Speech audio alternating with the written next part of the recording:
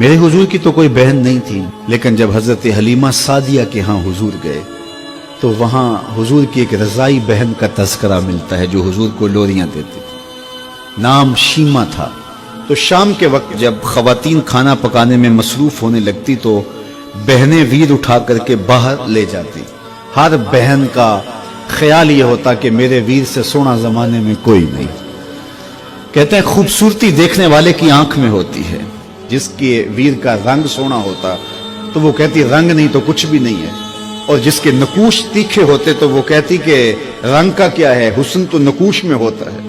जिसकी आंखें खूबसूरत होती वो कहती मेरे वीर की झील जैसी आंखें तो देखो। अब यही बनु साद के मोहल्ले में होता, बच्चियां अपने वीर उठा के ले आती, एक कहती मेरे वीर वर्गा कोई नहीं, दूसरी कहती मेरे वीर जैसा नहीं।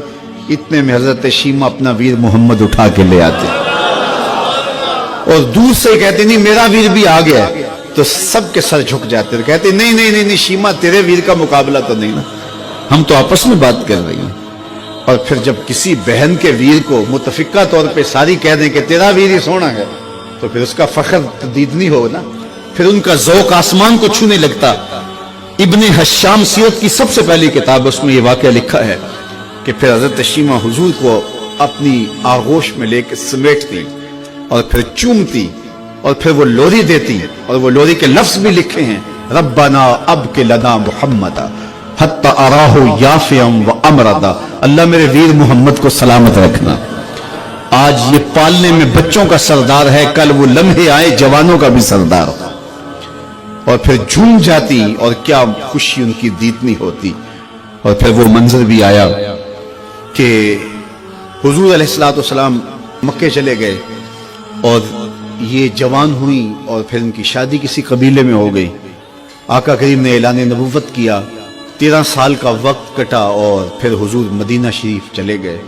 जब गज़ावात का सिलसिला शुरू हुआ तो जिस कबीले में शीमा का निकाह हुआ था उस कबीले में मुसलमानों के साथ टकराव हुआ तो अल्लाह ने मुसलमानों को फतह अता कर दी। तो इस कबीले के लोग कैदी होके हुजूर अलैहिस्सलाम के गुलामों के हाथों गिरफ्तार हैं।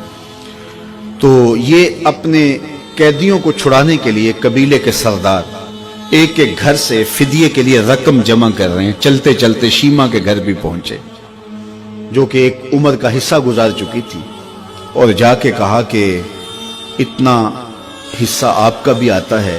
कहा किस लिए? कहा वो जो लड़ाई हुई है इतने हमारे बंदे गिरफ्तार हो गए तो उनको छुड़ाना है। तो चलते चलते बातों में किसी के लबों पे हुजूर का नाम आ गया। तो शीमा ने कहा अच्छा उन्होंने तुम्हारे लोग पकड़े? कहा हाँ। तो कहा फिर तुम रकम इकट्ठी न करो, मुझे साथ ले चलो। उन्होंने कहा तुझे साथ ले चले? कहा तुम नहीं जानती वो मेरा वीर लगता है, वो मेरा भाई लगता है।